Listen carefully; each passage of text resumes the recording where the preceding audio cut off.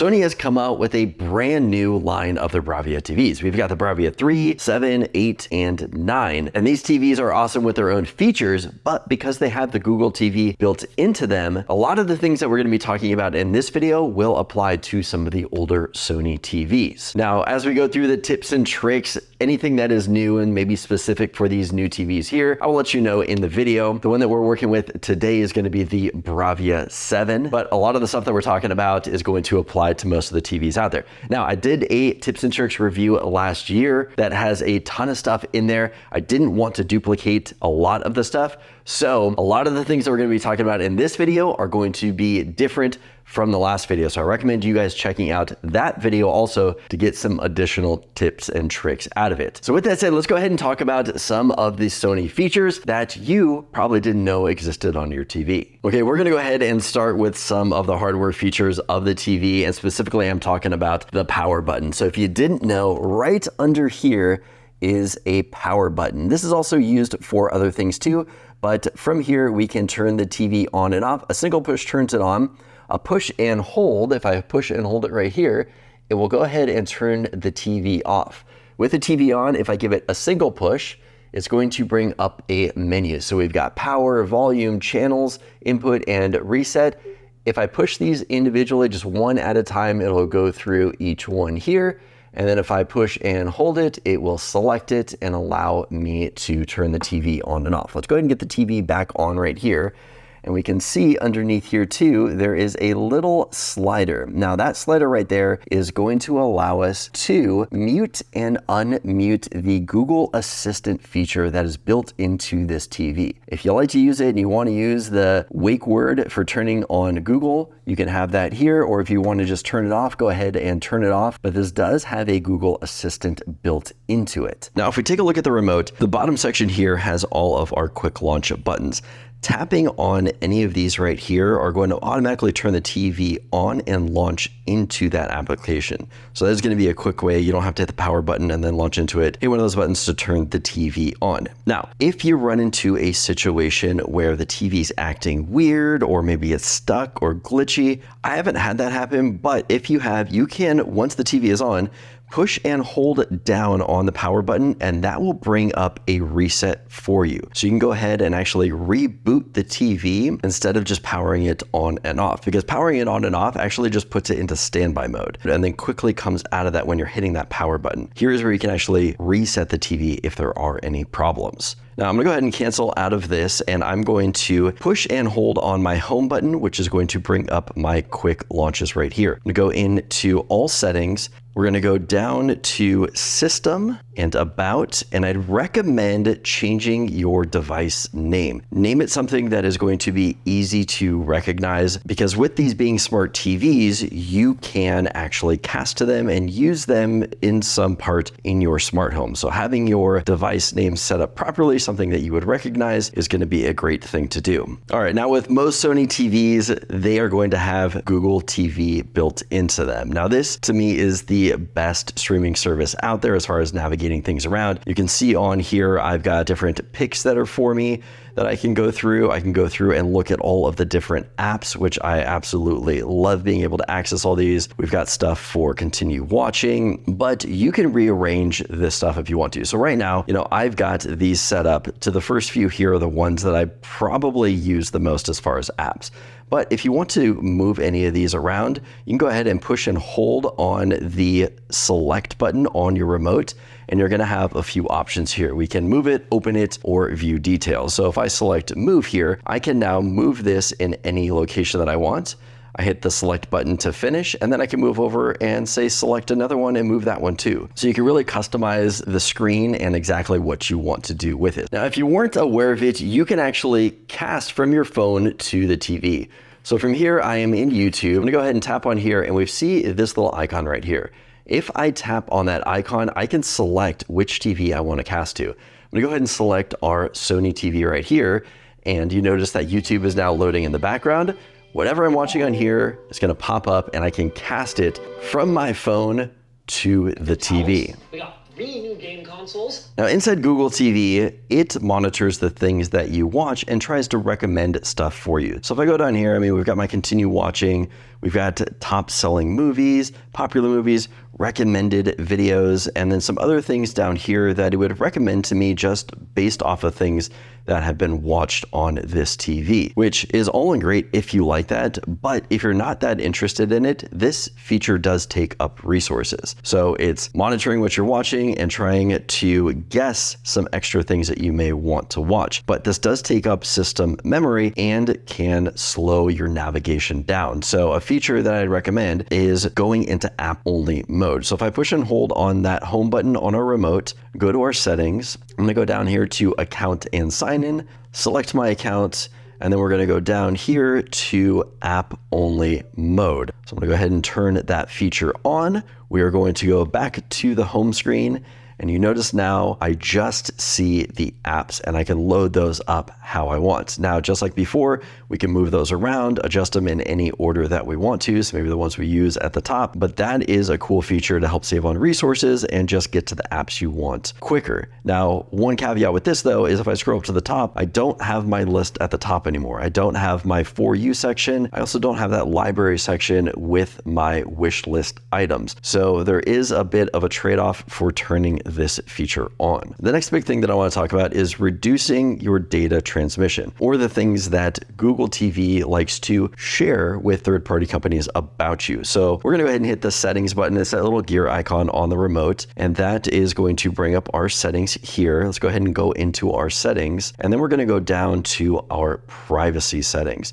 So here is where you're going to want to turn some things off. Now, you might find that some of these things are already off depending on how you went through the setup of your TV, but these might be on too. So location services is one that I recommend turning off. So in here, go to location services. It probably is going to be set to Wi-Fi estimate location, but I would recommend turning this off. You don't need your TV really knowing your location unless you're using your voice assistant to search for maybe restaurants in your area or bring up traffic reports. If it's not needing something in your area, go ahead and just turn this feature off. The next thing I do, let's go ahead and click the back button here, is I would go down to usage and diagnostic. This is another one that I would make sure is off. This is going to be sending reports and different data usage to Google. This is the one that I don't want on, so I'm going to go ahead and turn that one off. We're gonna back out of there. And then the last one down here is ads. If you do have this one as an option, you can go ahead and either reset your advertising ID or just delete it altogether. Now, this is going to cause the ads that you're seeing to not be personalized towards you, but now it's not collecting data and creating a profile for you specifically. A lot of people want to delete their advertising ID. Other people don't really care, but this is the option where you would go in and do that. Another thing that you can do, let's go ahead and back out of here, and we're going to, in our settings here, go down to system. We're going to go down to storage. We're going to go to our internet shared storage, and then we can clear our cached data. So this is going to be stuff that has been cached from the apps that you are using. If you do find that your TV is slowing down or maybe just a little bit harder to get through, here is where you can go ahead and clear out your cache, and this is going to help the TV run a little bit smoother. Now let's say you are around with friends and you hear about a movie that you want to watch later. Well, on your phone, you can actually add it to your TV. So let's say here I have my phone up, I'm doing a search.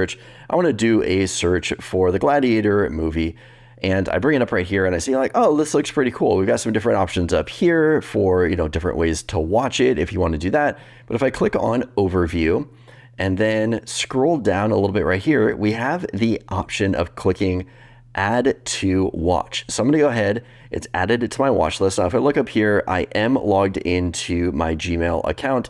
So I have to be logged into the same Gmail account here that I am on the TV. But now that I have done that, on my TV here, if I go back to the home screen and we go up to the top to where it says library, you can see right here, I now have Gladiator listed. So those two are tied together. You can always add movies and then go ahead and watch them later. Now, I've got a lot of things here on the library list, and we can see down below that Gladiator, it looks like it's $3.99 if I want to watch it.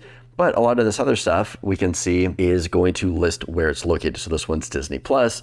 This one looks like a rental, Disney Plus, Hulu, Prime Video. So a lot of different places that it's going to accumulate it all right here in our library watch list. All right, now we're gonna take a look at some of the settings that we're gonna be getting with this TV. If we take a look at our remote, there is a wrench icon right underneath the power button. I'm gonna go ahead and push on that to bring up our quick settings. So there are a lot of options of things that we can go through here. There's just gonna be a few that I want to point out though. If we go through here, you can see that we can adjust our content type. We've got video images, we've got game, and we've also got PC. So these are going to adjust kind of the picture profiles and the way that things are displayed on the TV here. We've also got picture mode. So here's where you go through your different picture modes. I found that standard was the best for me. It's one I like the most. You go into like cinema and it's going to adjust like the different colors. But for me, I liked standard. We're gonna adjust our brightness here. Now for me, I've got my brightness turned all the way up. Kind of because I wanted to test it, but I just really liked the super bright screen that we're seeing here. Now I wanna go ahead and show you the power save. So if you go in, I've got my power save turned off, and this essentially is going to turn on the ambient mode of your TV, which will allow the TV to use the sensor on the front of it to adjust the picture color based off the brightness and the darkness of the room. As you can see here, flipping through these, if I have it off, the image is going to be a little bit brighter, and low and high are some options too, but I didn't like it because at nighttime, I want to dim the lights in here, watch a movie. The movie itself seemed dark to me too, and I just didn't like that. So for power save, I like to have mine turned off. It doesn't matter if you go into here and we adjust our brightness. So let's say we turn our brightness to 30, and we have our power save here to low, or let's even go our power save here to high. This will always supersede the brightness that you have set here. So even though you have this set all the way to max, the screen won't fully go to max because of the power save mode. Now, the next one that I wanted to bring up here is called voice zoom. Now, this is new to the new Bravia TVs and something that I thought was pretty cool, which you can actually highlight the voices on here. So it will go through and take the audio coming into the TV and focus specifically on the voices to boost those levels to make them sound a little bit better than the noise and the ambience and all of the stuff around it. So if you're in a really loud movie and the music's really loud, it can help boost the voices here, which I thought was a super cool feature that they've added to these new TVs. Now there's another setting in here that we have, which is here, picture and sound. So this is going to bring up a picture profile that we can set up. Now we saw earlier that we do videos and images, we've got games and PC types right here. You're gonna mostly want to keep it on your video and images, but from here you can select picture and go in and adjust all of the settings that you want to. So your brightness, color, all of that kind of stuff. And we got it on just our picture mode right there. You can adjust those accordingly. So, we've got our cinema and professional on all of those. So I'm gonna back out of here, but something that I wanted to show you is, let's say, let's go home and I'm gonna go ahead and load up Netflix. Okay, so now that we are in Netflix, I'm gonna go ahead and we're gonna bring up our picture and sound mode. And then in here, I'm gonna go ahead and click on picture. And from here, we have got our Netflix calibration mode. Now this is going to allow Netflix to control the brightness, color, clarity, motion, everything that is ideal for what we are watching. Now, sometimes these are good and sometimes they are bad. You can notice right here how bright it is with that off, and when I turn it on, it kind of really dims it down. I hope this is coming through on the camera as much as I see it here in person.